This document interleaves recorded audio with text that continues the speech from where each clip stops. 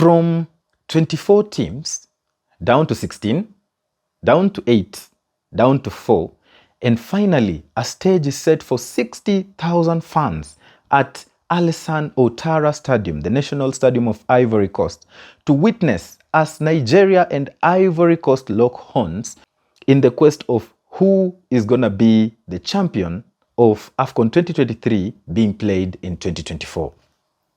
So it's Nigeria versus Ivory Coast, Osimhen versus Sebastian Haller, Iwobi versus Kessié, Bassi versus Serge Aurier, Lookman versus Adingra, and so much more comparisons between these two teams as they match up for an enthralling encounter. So, the two teams have written a beautiful story so far, and regardless of the outcome, most of us are gonna be entertained. Now, let's look at a little history of these two teams from the past. And these teams have met 4 times in the previous 4 AFCON matches. The first time they met was in 2006, where Ivory Coast won with a single goal, courtesy of Didier Drogba. They would go on all the way to the final, but they will be defeated by Egypt 4-2 in penalties. They met again in 2008, a match where a goal from Solomon Kalou, the only goal in the match, it was in a group stage, made sure that Ivory Coast qualified and they were able to finish 4th in the 2008 AFCON. And later on, they met yet again in 2013 in a quarter-final match where Nigeria overcame Ivory Coast, winning 2-1.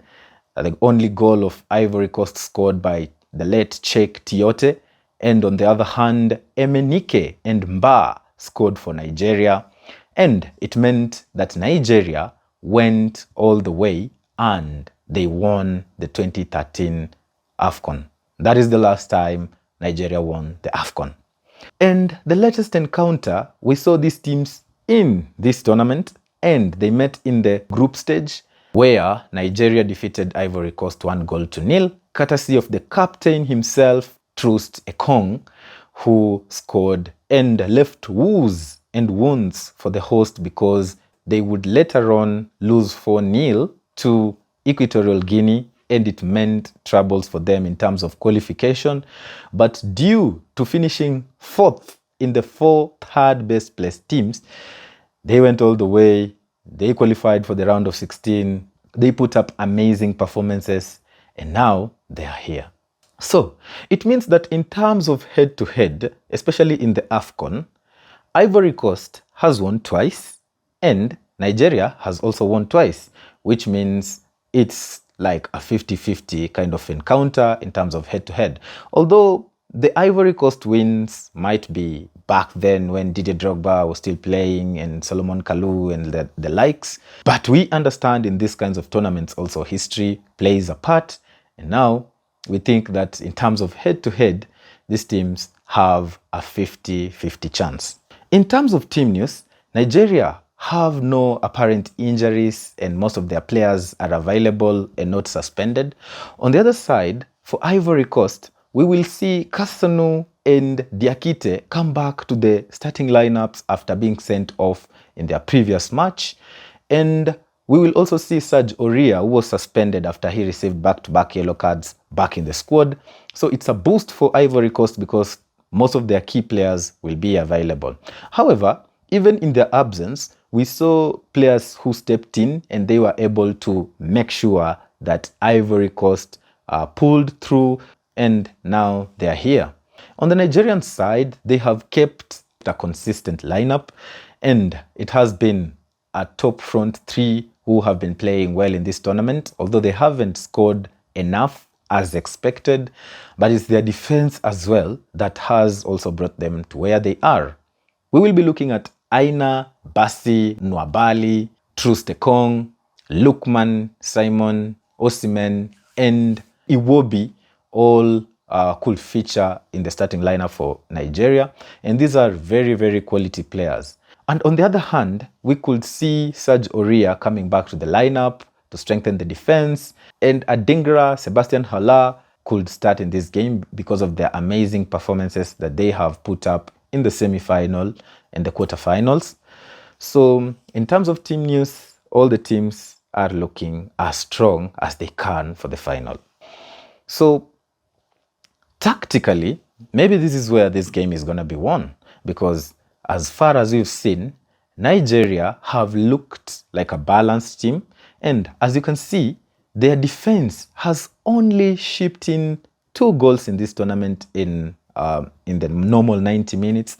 The first goal coming in the first game they played against Equatorial Guinea, and the last goal was Mokoena, who scored for South Africa to levelize the penalty and had the game go to extra time.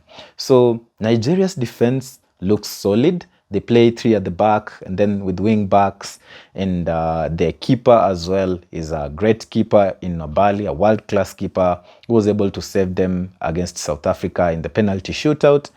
And in the midfield, they also have Iwobi, who is an experienced player. And what makes Nigeria stand out in this tournament, although they haven't performed to the expectations of many people, is the attack. I mean, the versatility in the attack for Nigeria has made also a difference, because they've been able to score a number of goals, especially you saw they scored 2 goals against Cameroon, and their attacking prowess also had them see Osimhen winning that penalty, which they scored the first goal against South Africa. So their attack, as much as they haven't produced the best in this tournament yet, they have done well for Nigeria. So in terms of team balance, Nigeria look like a better team as compared to Ivory Coast, because defensive-wise, they haven't been the best, because they have conceded in most of the games in this tournament.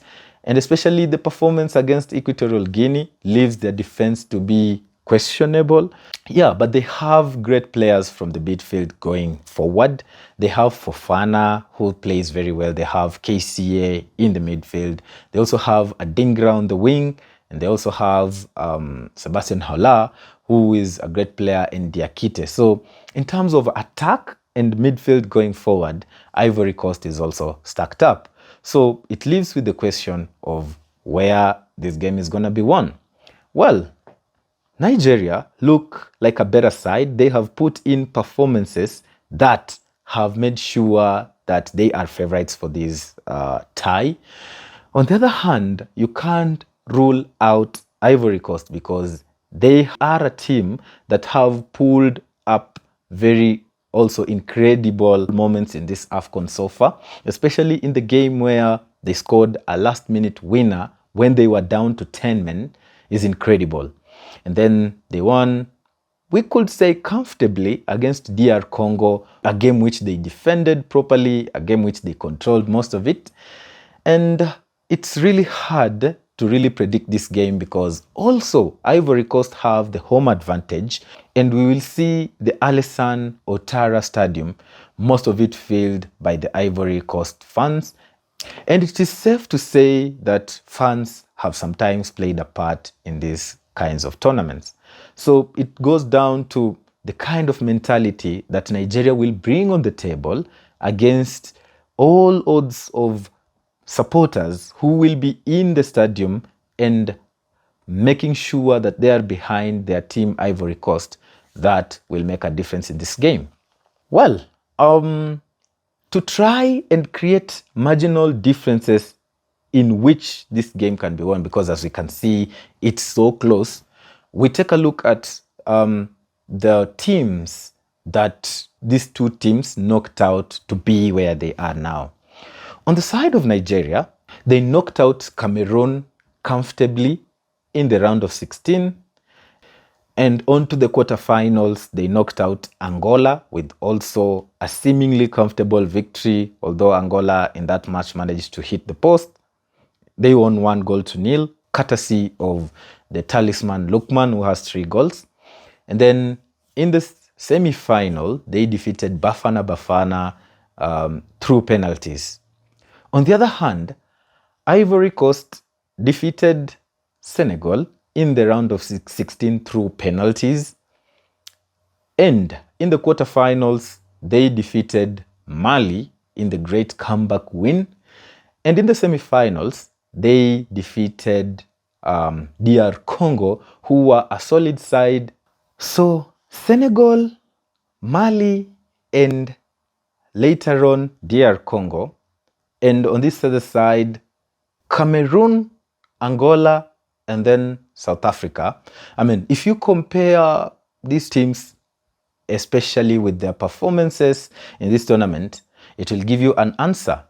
You can also see that these two teams went to one penalty shootout each in their last 3 knockouts that they have played. And it tells you that this match could go all the way to the penalties after a draw of 90 minutes and extra time.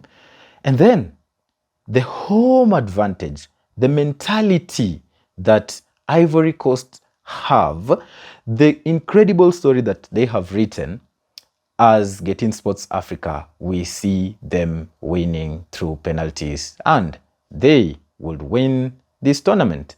Well, this tournament has brought us surprises, and why not you watching at home also let us know in the comment section of who will win between Nigeria and Ivory Coast.